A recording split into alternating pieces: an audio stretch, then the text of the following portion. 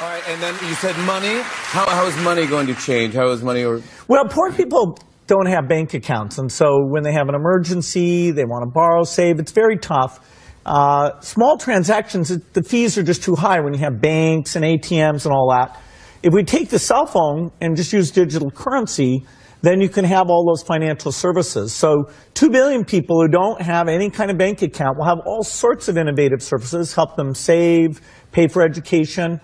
And it requires a little bit of work getting the regulation right, getting it to critical mass, getting people to trust it. But the magic of that cell phone with the right software means that people have banking, and that's really big for their lives. So they can borrow when they need to. And that's interesting, because everyone has a cell phone and a smartphone now. Kevin O'Leary is our business commentator and the chair of O'Leary Funds. We know he has a thought or two on that. Nice to see you in studio again this morning. What's going on with this huge rise from $20 way up into the hundreds and then a precipitous fall yesterday? Well, let's remember that until yesterday, most people around the world never heard of Bitcoin. Bitcoin, for those who don't know it, is basically virtual currency, the same that you get for blasting aliens in a video game, except now traded globally. You can buy Bitcoins with virtually any currency on Earth and convert back into any currency or buy goods and services with it. Well, we talked about the story. What really got us talking about Bitcoin was the guy in Edmonton who was selling his house for the first time, wanted $400,000 in Bitcoins. So I think the best way to look at this is a proxy for the mistrust individuals have of central bankers. If you're willing to take Bitcoin as a currency, a virtual Barbie currency to me, it has no basis, no central banker, no hard asset behind it.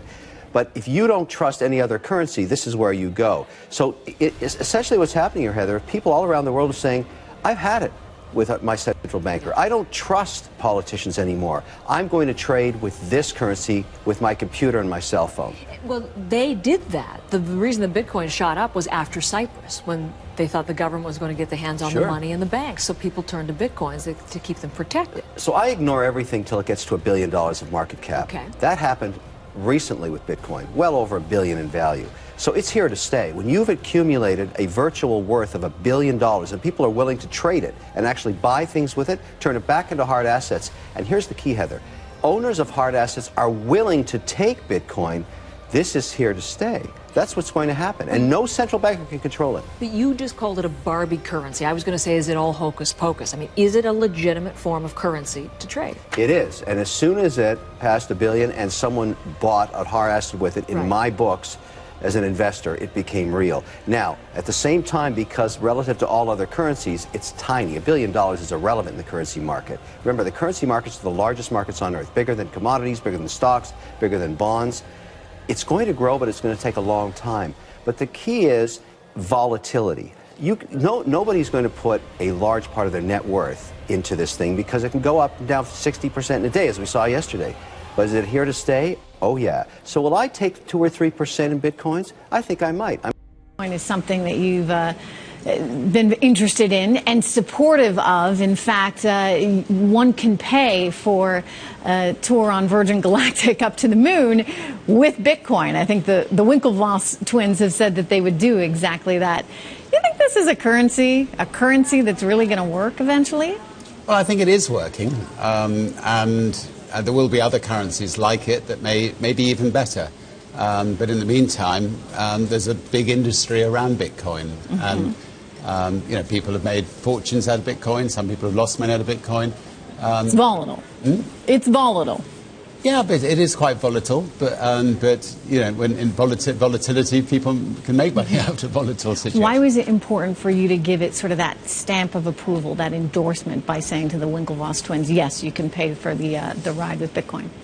Because I'm not foolish. I mean, if people have got lots of Bitcoins and they want to go to space, I'd much rather they spent that money on our spaceship. Whether I keep the Bitcoins is another matter, but I'd much rather they spent that money on a Virgin Galactic spaceship than on, Elon will be sending people to space one day on Elon's spaceship, so we'll grab the money while it's there. And so that's another reallocation of trillions of dollars. And then in financial services, Chris talked about it earlier, but Bitcoin and things like it is the equivalent of the red pill, okay?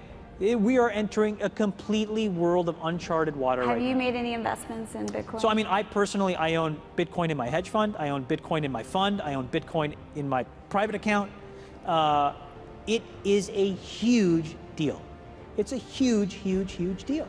Because what you're talking about right now is for the next 3 to 5 years, an unbelievably better store value. It is gold 2.0, right? The value of gold that hedges the world economy about $9 trillion, right? 1,300 an ounce, of which only $100 to $150 is the actual production value. So all the rest of it is imputed, where, Lena, you and I have decided that it's worth 1,300 an ounce. Well, guess what? I can do the same thing with Bitcoin, except now I can do it outside the purview of every single government. It's being used everywhere where you would think it would be used. Russia, Iran, Iraq, Egypt, Venezuela, Argentina, everywhere where you have currency pressure, everywhere where you want to basically shield your assets. And then after that, it'll probably become a payment mechanism. So in all of these three industries, you're talking about trillions of dollars up for grabs. Up for grabs, right? And it's just about trying something. Right. And taking a few months to understand what the opportunity is and then hit the scene. And I think that the cool thing is, it's easier to know how to code. It's actually useful in a way where, you can probably hack something together yourself. You can find folks. And so this is the time where people should be trying really big, crazy things. That's a great way to end. Thank you so much, Mark. A lot of people are just seeing the charts and thinking how high it'll go. What I'm doing is counting backwards. I mean, this is a transactional currency, and it is a store of value. As such, it is a product and a service competing on a very tangible market for stores of value and for transactional currencies. So what is the size of that market? Right. And this is important. And how big a market share can Bitcoin realistically take within a foreseeable time frame? When you ask that question, then you come up with a market cap of Bitcoin total, and then you divide that by the number of Bitcoin in circulation by your estimated time, and seeing how Chinese are buying Bitcoin like crazy, I actually had to adjust this number upwards, but then you come up with a number of about $2 to $5 million per Bitcoin. Is Bitcoin the currency of the future, or is it the payment system they're developing? Bingo! It's the payment system. It's the blockchain encryption, and they're interesting things. I think Bitcoin, or the really blockchain encryption that's behind it, has a greater ability to bring more of the world's population out of poverty than anything we've seen. It suggests that everyone go back to buy one Bitcoin.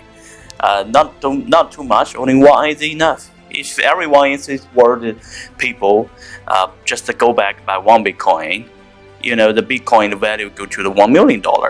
When the Bitcoin have $1 million, all around the world will be crazy, and everyone will be the follow, and the other digital currency just to be be grandson of the Bitcoin.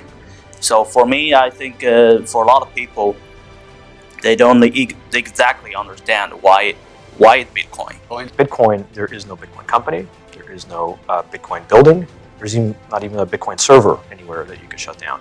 It is completely distributed.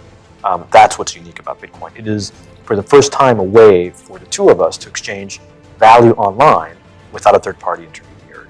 Until the invention of Bitcoin, for you and me to exchange money online, we had to employ a third party, like PayPal, like Visa, like MasterCard, right? And we live in the 21st century. If we want to have a video call to China, we can do that for free.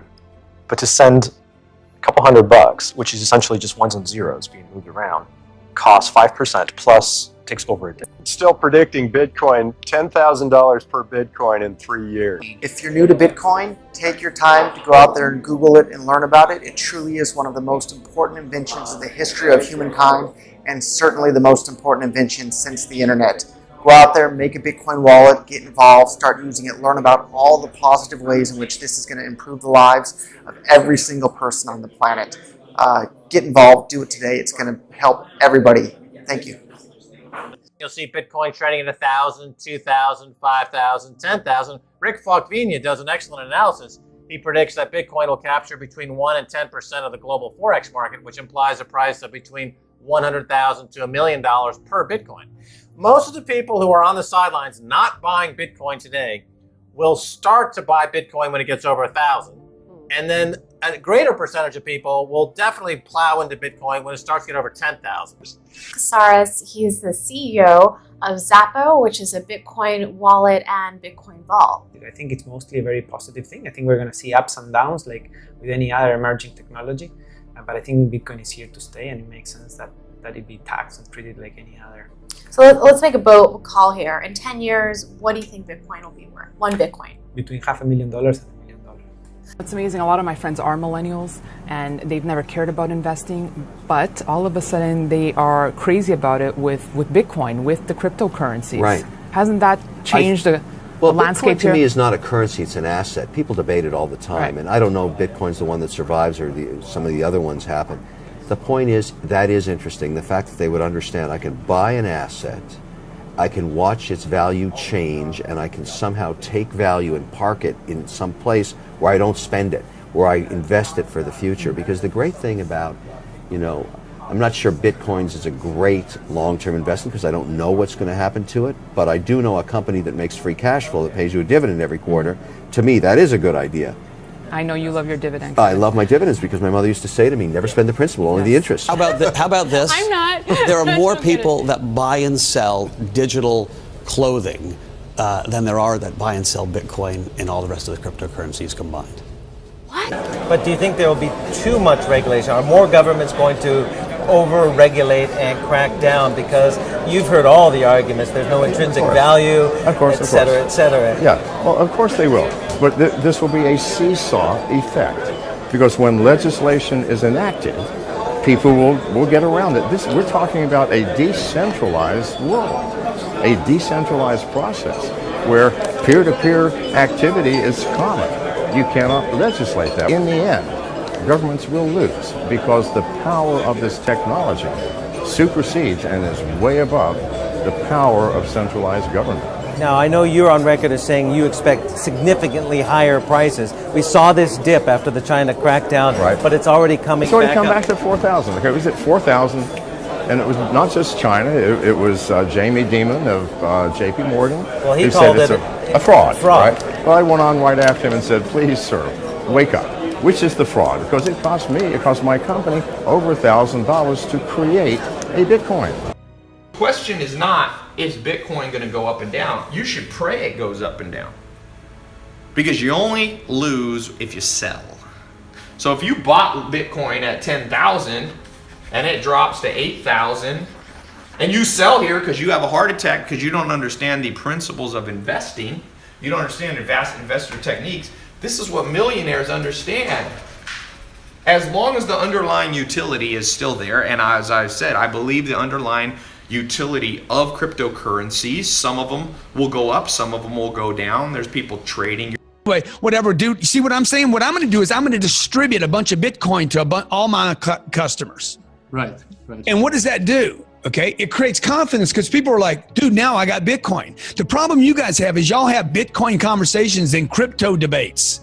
And you sound like a bunch of fucking like you sound like you're from another world. Just give me the freaking Bitcoin, bro. Just give me a piece. What does a drug dealer do? He doesn't explain his drug. He's like, just try it, man. Try it, bro. See? And then what would happen is I would become addicted to the ease of use. Right. By ownership.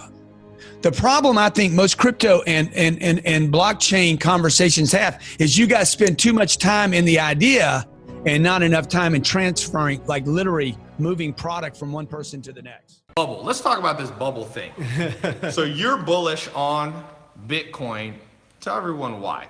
Why does Bitcoin need to succeed in Europe? The beautiful thing about a blockchain currency or a crypto, right, is that it is measurable and trackable.